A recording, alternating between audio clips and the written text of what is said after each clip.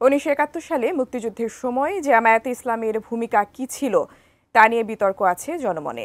দলটির বিরুদ্ধে অভিযোগ রয়েছে বাংলাদেশের স্বাধীনতার বিরোধিতা করার, এছাড়া সে সময় পাকিস্তানি হানাদার বাহিনীকে সহায়তা করে সারা দেশে হত্যা, ধর্ষণ, লুটপাটের মতো যুদ্ধাপরাধ করার অভিযোগও আছে তাদের বিরুদ্ধে। যদিও এসব অভিযোগের সত্যতা নিয়ে বরাবরই বিরোধিতা করে আসছে দলটি, তবে এবার জাতির কাছে সার্বিকভাবে ক্ষমা চাইলেও 71-এ দলটির বিতর্কিত কর্মকাণ্ডের বিষয় নিয়ে বিস্তারিত কিছু বলেননি জামায়াতে ইসলামীর আমির ডাক্তার শফিকুর রহমান। বিস্তারিত জানাচ্ছেন এসআই রাজ। কেউ যদি ক্ষতিগ্রস্ত হয়ে থাকে, সেই মানুষগুলো, তাদের সকলের কাছে আমি বিনা শর্তে ক্ষমা চেয়েছি। 1971 সালে স্বাধীনতা যুদ্ধে জামাতে ইসলামীর ভূমিকা নিয়ে এদেশের সাধারণ মানুষ ও রাজনৈতিক মহলে নানা ধরনের সমালোচনা রয়েছে। অভিযোগ আছে দলটি সে সময় পাক বাহিনীকে সহায়তা করতে রাজাকার আল বদর আল শামস নামে বিভিন্ন দল গঠন করে এদেশের মানুষের বিরোধিতা করেছে। সেই প্রেক্ষিতে চলতি বছরের 2 জানুয়ারি সিলেটের এক অনুষ্ঠানে 71-এ মহান মুক্তিযুদ্ধে জামাতে ইসলামীর ভূমিকা নিয়ে প্রশ্ন তোলেন বিএনপির জ্যেষ্ঠ যুগ্ম মহাসচিব রুহুল কবির রিজভী। দলটিকে ইঙ্গিত করে সে সময় রিজভী বলেছিলেন, 71-এ আপনাদের ভূমিকা কি ছিল? আপনারা কোন সেক্টরে যুদ্ধ করেছেন? আপনারা কোন সেক্টর কমান্ডারের আন্ডারে যুদ্ধ করেছেন? একটি রাজনৈতিক দল আমি দেখলাম, এটা আমার কাছে বিস্ময় লেগেছে। এসএমসি ওটসালাই এলো আরো উন্নত নতুন প্যাকে, জীবন বাঁচায়, জীবনকে এগিয়ে নিয়ে যায়। দেশপ্রেমিক তারা আর সেনাবাহিনী দেশপ্রেমিক নিঃসন্দেহে, তারাই স্বাধীনতার ঘোষণা দিয়েছে। আমি সেই রাজনৈতিক দলকে বলতে চাই, ইসলামপন্থী সেই রাজনৈতিক দল, যে আপনাদের 71-এর ভূমিকা কি ছিল? আপনারা কোন সেক্টরে যুদ্ধ করেছেন? বাংলাদেশে কেউ দেশপ্রেমিক নেই, শুধু একটি রাজনৈতিক দল দেশপ্রেমিক। এই ধরনের বিভ্রান্তির আপনারা তৈরি করলে মানুষ হাসবে। গণতান্ত্রিক শক্তির আন্দোলনের পটভূমিতেই জুলাই এবং আগস্টে ছাত্র জনতারা নেমে এসেছে।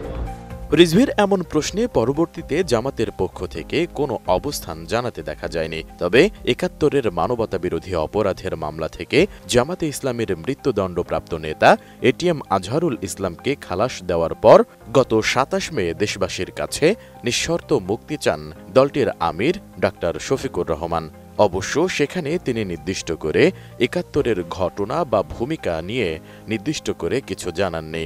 তাই জনগণের কাছে বিষয়টি অমীমাংসিতই রয়ে যায়। এমন অবস্থায় এবার শুধু 1971 নয়, 1947 সাল থেকে আজ পর্যন্ত জামাতে ইসলামের মাধ্যমে কেউ কোনো কষ্ট পেয়ে থাকলে কিংবা ক্ষতিগ্রস্ত হয়ে থাকলে তাদের সবার কাছে নতুন করে নিঃশর্ত ক্ষমা চেয়েছেন দলটির আমির ডাক্তার শফিকুর রহমান। 24 জুন খালেদ মহিউদ্দিনের সঞ্চালনায় এক টকশোতে ভার্চুয়ালি যোগ দিয়ে এক প্রশ্নের জবাবে এসব কথা বলেন জামাতে আমির।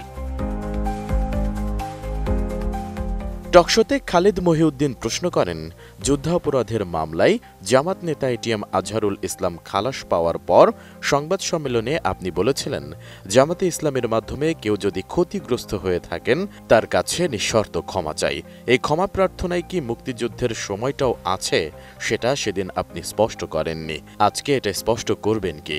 অনেকেই প্রশ্ন করেছেন যে জামাতে আমির ক্ষমা কিসের জন্য চাইলেন। যুদ্ধাপরাধের মামলায় জামাত নেতা এটিএম আজহারুল ইসলাম খালাস পাওয়ার পর আপনি একটি সংবাদ সম্মেলনে বলেছেন, জামায়াতে ইসলামী বা তার কোনো নেতাকর্মীর মাধ্যমে কেউ ক্ষতিগ্রস্ত হয়ে থাকলে তার কাছে নিঃশর্ত ক্ষমা চাই। এই ক্ষমা প্রার্থনায় কি 71 মুক্তিযুদ্ধের সময়টাও আছে কিনা সেটা সেদিন আপনি স্পষ্ট করেননি, আজকে এটা স্পষ্ট করবেন? মানে আপনি, অনেকেই প্রশ্ন করছেন যে জামায়াতের মাননীয় আমির ক্ষমা কিসের জন্য চাইলেন? জবাবে জামাত আমির বলেন, শুধু 71 নয়, 1947 সাল থেকে শুরু করে আজ পর্যন্ত আমাদের দ্বারা কেউ কষ্ট পেয়ে থাকলে বা ক্ষতিগ্রস্ত হয়ে থাকলে আমরা তাদের সবার কাছেই আমি নিঃশর্ত ক্ষমা চেয়েছি। দলটির ভুল নিয়ে তিনি বলেন, আমরা আদর্শবাদী একটি দল, আমরা বিশ্বাস করি আমরা মানুষ, ভুলের ঊর্ধ্বে নয়। আমাদের দ্বারা বা আমাদের সহকর্মীদের দ্বারা কেউ কষ্ট পেয়ে থাকতে পারেন, ক্ষতিগ্রস্ত হতে পারেন, সবকিছুর জন্য আমি কোনো শর্ত ছাড়াই ক্ষমা চেয়েছি। শুধু 71 না, 47-এর পর থেকে শুরু করে আজকে পর্যন্ত আমাদের দ্বারা যত মানুষ যত জায়গায় কষ্ট পেয়েছে, কেউ যদি ক্ষতিগ্রস্ত হয়ে থাকে, সেই মানুষগুলো তাদের সকলের কাছে আমি বিনা শর্তে ক্ষমা চেয়েছি। ইন্ডিভিজুয়াল মানুষ যেমন ভুল করতে পারে, মানুষের সমষ্টি একটা দলেরও বিভিন্ন ভুল সিদ্ধান্ত থাকতে পারে।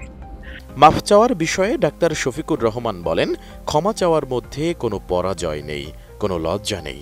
আমার মানবিক মূল্যবোধ ও দায়িত্বের জায়গা থেকে মাফ চেয়েছে। আমরা আদর্শবাদী একটা দল, আমরা বিশ্বাস করি আমরা মানুষ ভুলের ঊর্ধ্বে নই। আমাদের দ্বারা, আমাদের সহকর্মীদের দ্বারা মানুষ বিভিন্ন ক্ষেত্রে কষ্ট পেতে পারে, ক্ষতিগ্রস্ত হতে পারে।